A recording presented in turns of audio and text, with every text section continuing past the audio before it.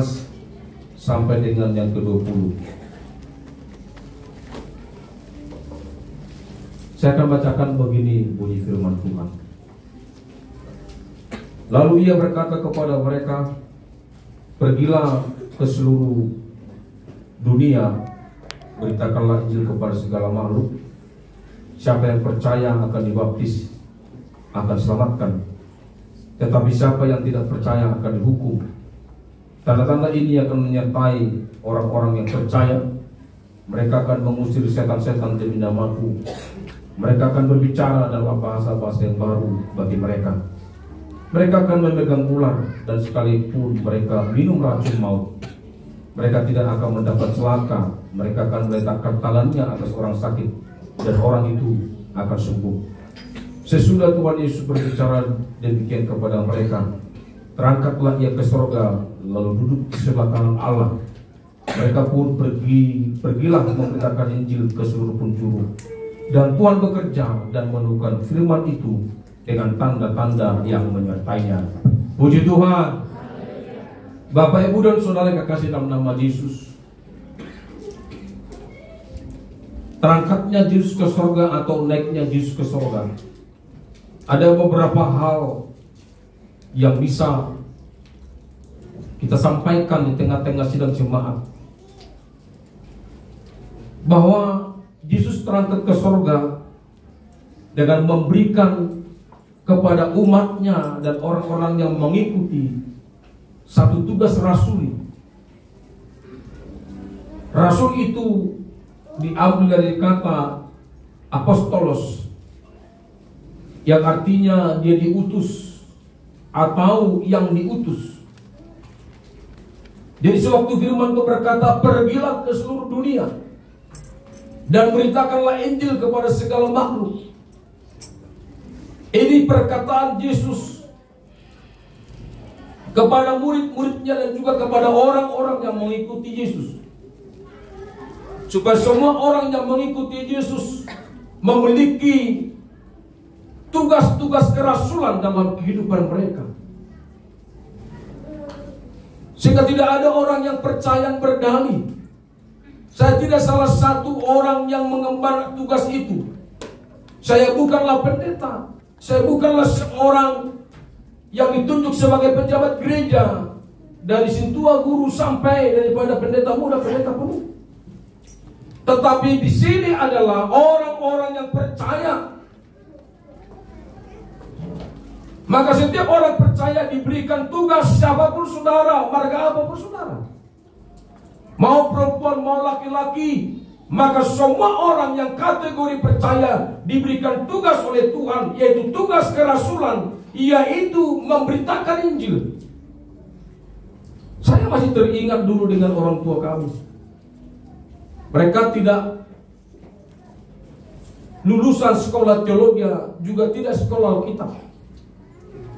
Bahkan sekolah sekuler umum pun mereka tidak sampai tamat SR. Tetapi kuasa atau tugas kerasulan dalam kehidupan mereka lakukan. Baik dia seorang pedagang, baik dia seorang petani, baik sewaktu ia menjalin hubungan dengan orang-orang tertentu. Maka saya selalu dengarkan orang tua saya berkata bahwa mereka selalu mencari-cari yang mana yang panen di kampung mereka. Dan mereka berkata, kami akan bantu kau memanen ini, atau mungkin kami akan bantu kamu menanam benihmu. Berapa hektar pun kau mau tanam, berapa hektar pun kau mau panen, kami akan ikut bantu. Itu semua beri, asal kau mau datang ke gereja. Saudaraku, artinya apa? Hobi melaksanakan amanat agung itu sudah ada mendarah daging dalam hidup mereka.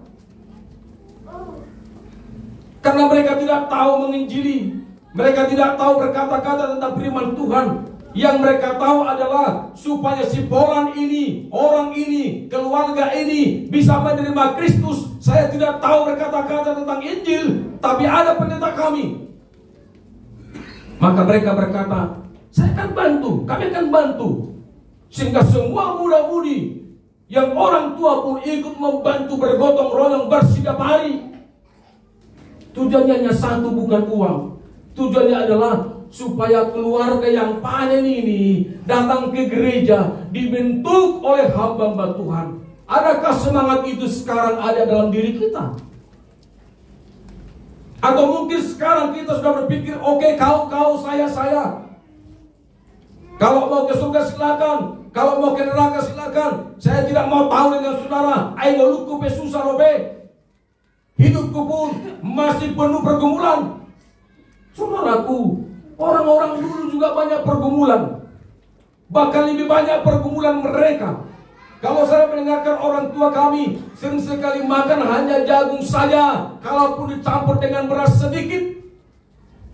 Karena susahnya hidup, makan nasi dimasak sedikit, dicampurlah jagung ini, kata mama saya. Dan 1 ekor ikan asin itu dibagi-bagi. Karena susahnya. Artinya apa Bapak Ibu? Artinya kalau bicara susah, zaman dulu jauh lebih susah. Ay suarong na dulu hamburger, hamuro mangan langi sunari. Suarong na dulu kalsi, hamuro sunari mangan langi. Dulu gabas mereka makan-makan. Sekarang kau anggap itu sesuatu yang tidak ada vitaminnya. Artinya jangan ada alasan, oh kami susah, kami dalam pergumulan. Tidak ada urusan. Seakan-akan Yesus tidak tahu kesusahanmu, seakan-akan Yesus tidak mengerti kelemahanmu, kekuranganmu. Tapi yang jelas, siapapun anak Tuhan yang disebutkan dalam firman Tuhan ini, orang-orang percaya itu, kata firman Tuhan, harus dalam hidup mereka ada satu kekuatan untuk memberitakan Injil. Puji Tuhan. Tugas kerasulan itu diberikan kepada gereja sekarang ini.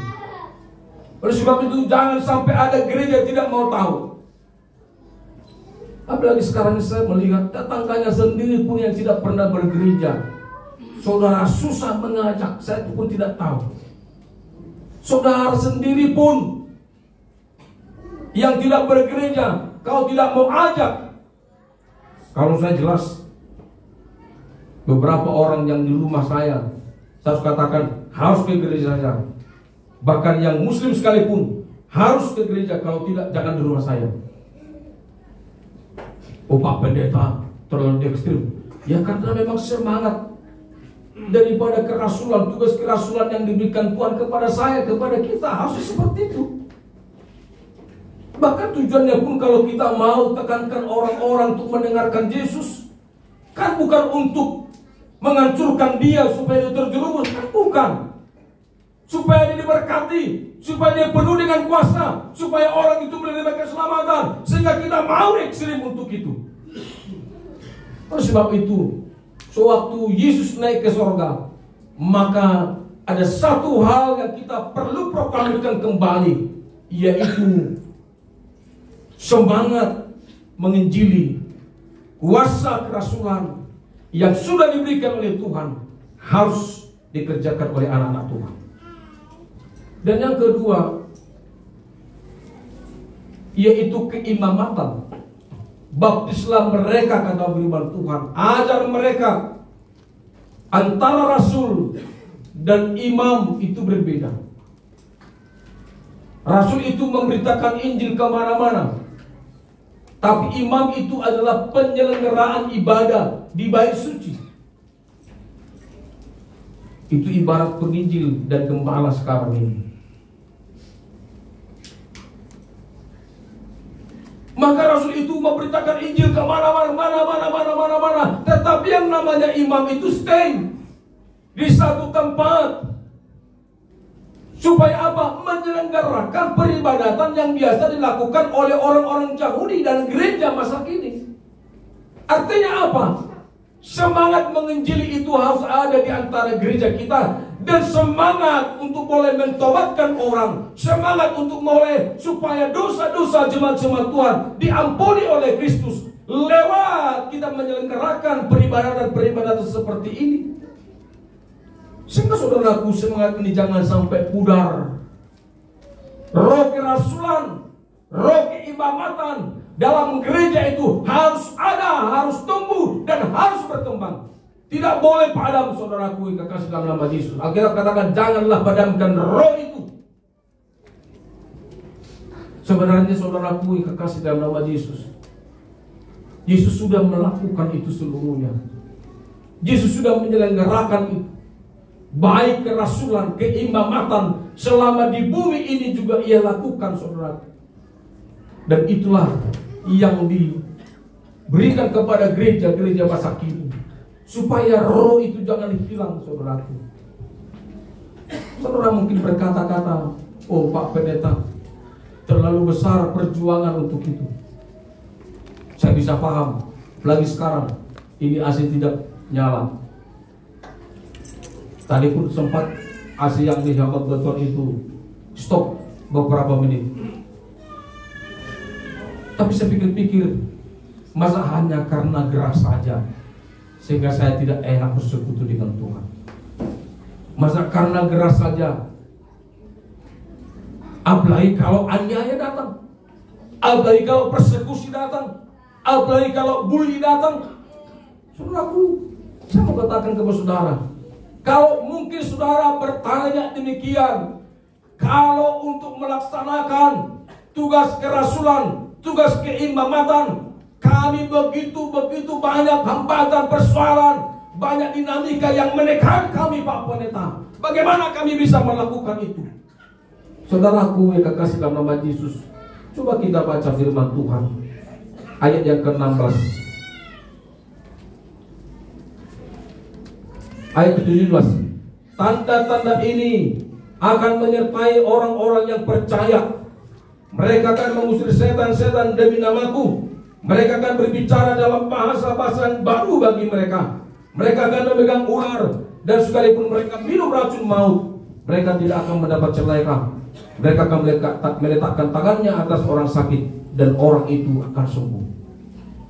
Bapak Ibu lihat, setiap orang yang melakukan tugas kerasulan, setiap orang yang melakukan tugas keimamatan, Tuhan akan memberikan kepada mereka sesuatu kekuatan yang bahkan kekuatan ini tidak dimiliki oleh siapapun.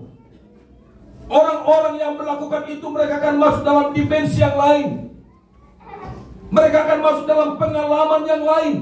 Mereka akan masuk dalam situasi yang lain. Dan hanya orang-orang inilah yang diperkenankan Tuhan untuk mendapatkan, yaitu reward, karunia-karunia yang sudah dipersiapkan oleh Tuhan. Kalau kepada mereka yang mau mencangkul, Tuhan akan berikan cangkul. Kalau kepada mereka yang mau menjala, maka Tuhan akan memberikan jaring. Tapi kalau mereka hanya tidur-tiduran saja, Tuhan tidak akan mungkin memberikan cangkul, memberikan jala, tidak akan mungkin memberikan peralatan-peralatan.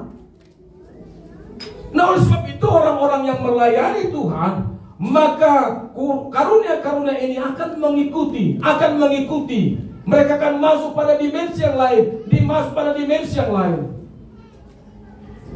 Saudaraku yang kekasih dalam nama Yesus, ayat inilah yang sering dipelintir oleh orang-orang di luar. Kalau kau benar orang percaya, minumlah racun ini katanya. Enggak seperti itu juga lah bodohnya.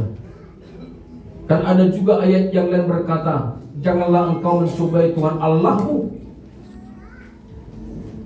Karena sewaktu iblis, kan orang yang berkata seperti itu kan sebenarnya iblis itu, anaknya iblis, cucunya iblis, nininya iblis malah. Kenapa Pak Pendeta ngomong seperti itu? Hanya iblis yang ngomong seperti itu. Sewaktu Yesus lapar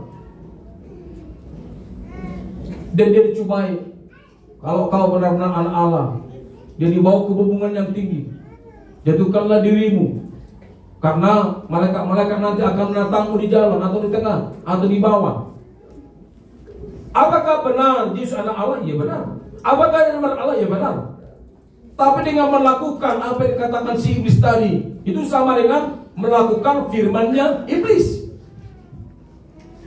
Jadi kalau ada orang-orang di luar, kalau kau orang percaya, tunjukkanlah, ini ada minum racun ini. Kan sering begitu saya tonton di YouTube. Saya pikir, oh ini satu iblisnya, rupanya di sini. Tapi apakah benar anak Tuhan seperti itu? Benar. Tapi anak Tuhan yang bagaimana? Anak Tuhan yang melakukan, yaitu tugas-tugas kerasulannya. yang melakukan tugas-tugas keimamatannya. Karena orang-orang yang melakukan tugas-tugas kerasulan, tugas-tugas keimamatan, mereka akan banyak bertemu dengan setan, mereka akan banyak bertemu dengan semua pencoba-pencobaan. Ai bola holani jamu do orang Jepangmu ya ke setan. Paling menonton sinetron drakor, paling Jepangmu setan-setan dagateng. Kalau setan-setan sesungguhnya tidak kau ketemukan. Kalau kita yang mau melayani Tuhan, artinya kita mau merogoh yang ada di dalam kegelapan. Kita mau merampas yang ada dalam kegelapan. Nah tentu orang-orang atau pribadi-pribadi dalam kegelapan tidak senang kau rampas jiwa-jiwa yang ada dalam kegelapan. Karena tidak senang maka kau akan diburu, kau akan dicoba dihancurkan. Dan oleh sebab itulah maka diberikan Tuhan karunia-karunia. Apabila kita minum racun yang tanpa kita tidak sadari diberikan oleh orang jahat, ya kita tidak apa-apa. Tapi kalau sengaja coba-coba angkat kau, pergi kau pelaku untuk salah. Ini anak Tuhan, saya akan membuktikan saya tidak mempan dibacok ini segala macam. Kalau ada di sini racun, kasih ke saya minum. Itu mati loh sih, cuma lo mati. Saya punya atau apa? Saya masih punya keluarga di daerah tertentu di Silebalungun sana. Waktu dia minum di lampu dia mabuk. Mungkin sebelumnya dia berguru tantikam. Maka dia waktu minum, kalian jangan ada di sini yang rese-rese, yang ribut-ribut ya. Ini dia orangnya nih. Tantikam katanya. Dia belinya pisau yang kecil itu sisa bawang ini. Itu luka ama roba buah tu siapa? Didik kami kalau cerita didik kami siapa katanya. Datang mama. Itu siapa lama kami itu katanya. Udah marah-marah. Tapi cara main, tabai mosonon. Pas datang ke rumah, si Doroa itu orang kosong roh. Datanglah istrinya. Luak ni tomodo. Ida, berbaharwa. Mana nama gimana masyarakat? Sakur menipim katanya. Kenapa? Karena merasa dia punya kekuatan. Tidak boleh dicoba-coba, tidak boleh mencobai. Hanya iblis yang mencobai. Nah oleh sebab itu saudaraku, kalau kita melakukan tugas keimamatan, kalau kita melakukan tugas kerasulan, itu include dengan yang namanya perlengkapan-perlengkapanmu. Bukan yang kau cari-cari itu. Tapi diberikan Tuhan kepada setiap orang yang mau melayani. Diberikan Tuhan kepada setiap orang yang mau menyelenggarakan keimamatan. Diberikan Tuhan kepada setiap orang yang mau menyelenggarakan tugas kerasulannya. Diberikan Tuhan. Makanya firman Tuhan, minum racun kata firman Tuhan, maka dia tidak mati katanya. Dipagut ular, dia juga tidak mati. Bahkan dia masuk dalam dimensi-dimensi yang lain. Dia akan berbahasa-bahasa. Apa kata firman Tuhan di sini? Berbahasa-bahasa yang baru bagi mereka. Jadi berbahasa-bahasa yang baru. Ada banyak anak Tuhan di sini berkata kepada saya, Pak, saya sudah usahakan. Saya lihat dia memang baik. Tapi setiap tahun Pak, saya usahakan berdoa dalam 2-10 bayang. Kok saya nggak pernah dapat Pak? Saya mengatakan orang-orang yang akan mendapatkan itu adalah orang-orang yang sudah masuk pada dimensi lain. Dimensi apa? Dimensi melakukan yaitu tugas kerasulan, tugas keimamatan. Apa sih enaknya? Apa sih nikmatnya berbahasa-bahasa lain? Ada di sini yang tahu bahasa Inggris? Coba angkat tangan. Tidak ada satu pun. Ada di sini yang tahu bahasa-bahasa Prancis? Coba kalau ada satu pun yang antara kita yang bisa berbahasa Inggris. Castis, masuk pekerjaan bahasa Inggris atau bersipir, langsung terima. Nggak perlu berebutan yang seperti kemarin itu, sampai lempar-lemparan, sampai soki-sokikan. Karena apa? Cuman bahasa Inggris dia tahu. Ini berbahasa-bahasa asing. Berbahasa-bahasa asing artinya berbahasa-bahasa dalam 1 Korintus pasal yang ke-14 itu bahasa-bahasa yang manusia tidak tahu. Bahasa Inggris ratusan, miliaran orang tahu.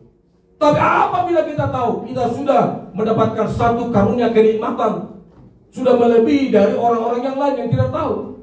Apalagi bahasa-bahasa yang lain. Itu sebabnya orang-orang yang berkarunia itu tentu orang-orang yang melayani Tuhan. Tentu orang-orang yang sudah mendedikasikan dirinya supaya dia menyampaikan kabar kebenaran. Oleh sebab itu, Bapak Ibu, orang-orang yang melakukan tugas kerasulan, keimamatan, dia akan mengalami karunia-karunia yang diberikan Tuhan.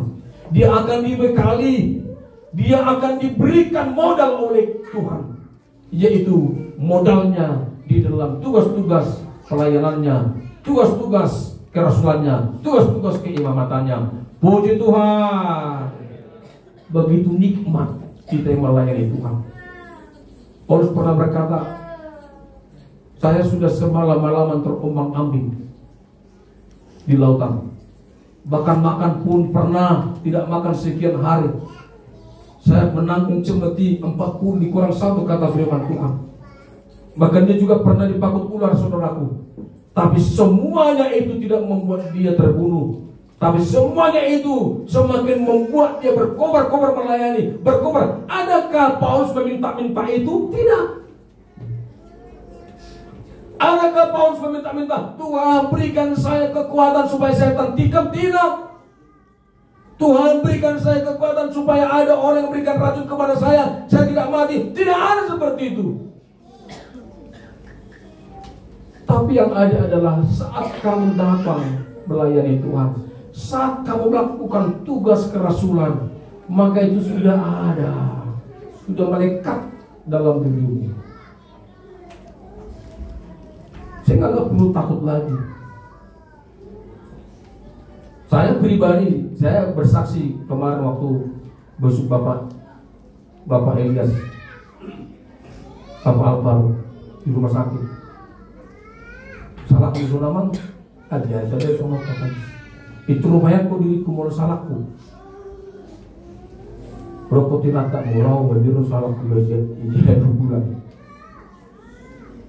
Itu revisi, biar dang na alane biar rong setan. Era sepanjang tu manginong-inong takin nak ya harap ingat eh. Gabi terangkan di banguru.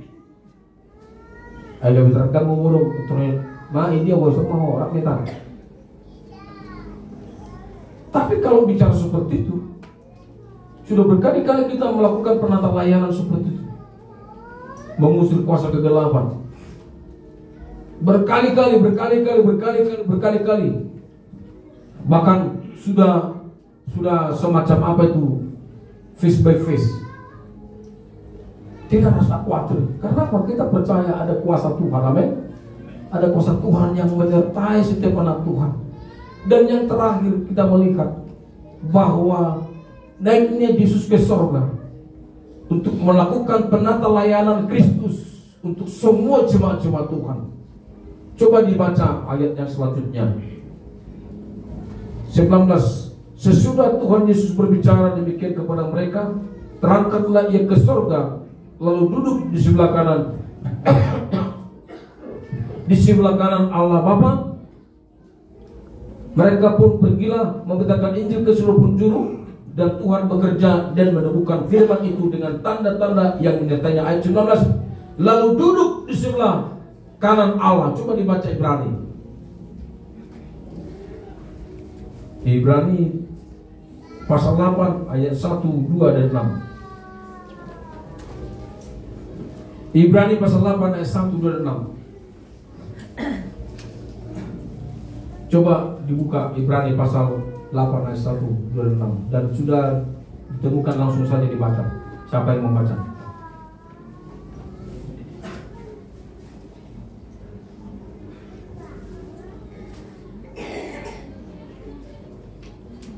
Sudah belum? Kalau langsung dibaca. Inti segala yang kita bicarakan. Sebentar, pelan-pelan. Inti segala yang kita bicarakan itu ialah terus. Kita mempunyai iman yang besar. Bukan iman. Kita mempunyai imam.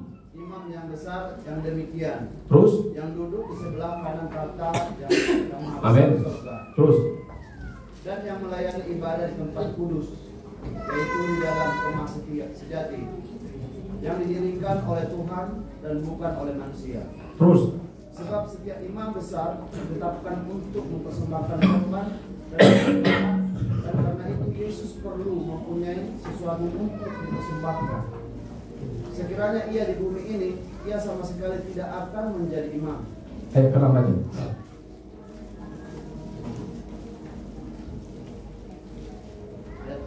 Tetapi sekarang ia telah mendapat sesuatu pelayanan yang jauh lebih agung, karena ia menjadi pengantara dari perjanjian yang telah mulia, yang lebih mulia, yang didasarkan atas janji yang lebih tinggi. Puji Tuhan. Jadi firman Tuhan berkata, waktu Yesus ada di sebelah kanan Allah Bapa. Sebelah kanan Allah Bapa itu bukan berbicara secara harfiah, itu ada makna tersirat, itu ada kata-kata kiasan, kata-kata metafora.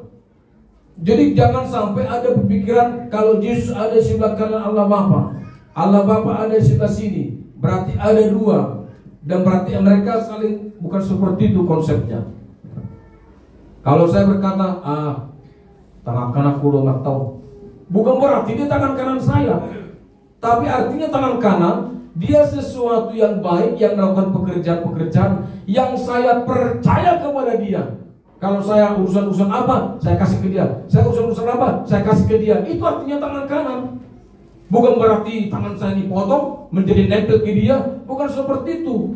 Jadi kalau katakan duduk di sebelah kanan Allah Bapa, artinya adalah sewaktu dia sudah memenangkan peperangan, waktu dia memenangkan dan melakukan tugas pelayanan selama di bumi, dan dia sekarang duduk di sebelah kanan Allah Bapa, artinya dia melakukan pelayanan, yaitu keimamatannya disambung, dilanjutkan setelah dia di sorga.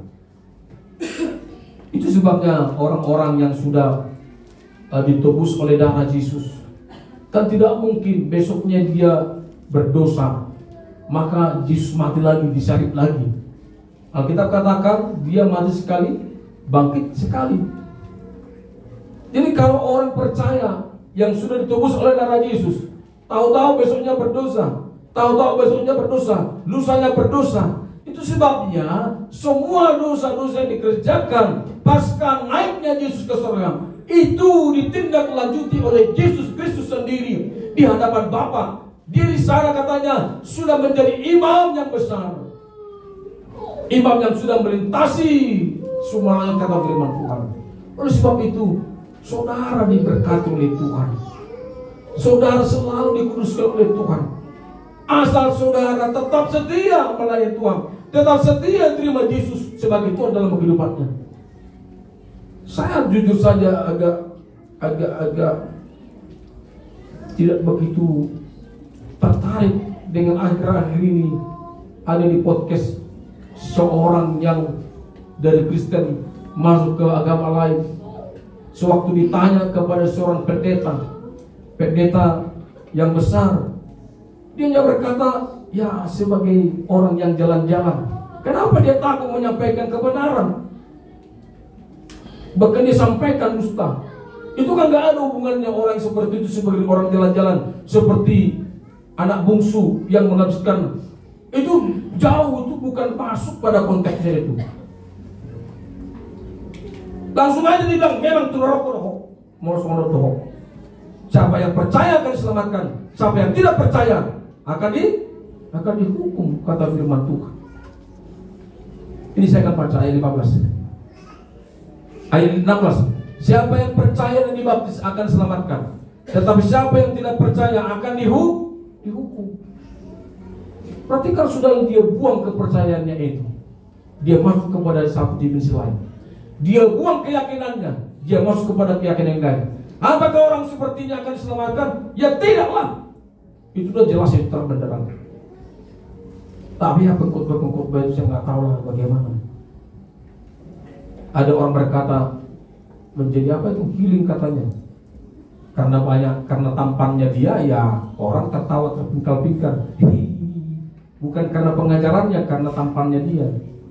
bagaimanapun teh amang juga apa itu amang juga kena tahu di biar kawan menghibu di biar kau ganteng ada so bertobatlah kalian ibu-ibu tuh, ibu pendeta juga bertobat. Mulai karena ganteng-gantengnya saya otor-otor itu ditibung nggak binot ho yasian binot ho notun do dan na pala tropura do begante ku gurang ubaya ku molo pura gante kon biki molo pura gante ku to marane ka to mahi to saru banget. Tapi yang jelas Bapak Ibu dan Saudara yang kasih dalam nama Yesus, bahwa setiap anak Tuhan yang melakukan tugas pelayanan kerasulan, melakukan tugas pelayanan keimamatan, Tuhan akan berkati mereka dengan berbagai-bagai karunia. Dan orang ini sewaktu melakukan tugas pelayanan banyak mengalami masalah persoalan pencobaan, tapi jangan pernah takut dan khawatir. Allah yang Maha Kuasa, Kristus Yesus yang akan menyertaimu, menolongmu. Bahkan Kristus Yesus sampai hari ini dia duduk di sebelah kanan Allah Bapa, memberikan kepada kita kekuatan, memberikan kepada kita peneguhan, memberikan kepada kita pengampunan manakala kita berdosa saat kita tidak sadari, manakala kita terjerumus dalam dosa waktu kita tidak mengerti, tidak pahami. Yesus ada di sana memberkati kita, menolong kita. Dan saya percaya firman Tuhan ini yang singkat ini kiranya akan mampu memberkati kita. Pulanglah kita dalam kasih Kristus Yesus, dalam pertolongan Tuhan, dan kita menjadi anak-anak Tuhan yang sudah mengalami yaitu karunia Allah lewat kuasa kebangkitan Yesus dan memberikan tugas-tugas. Kita melakukan itu hari ini kekal sampai selama-lamanya. Puji Tuhan. Kita bangkit berdiri, kita menaikkan pujian bagi Tuhan.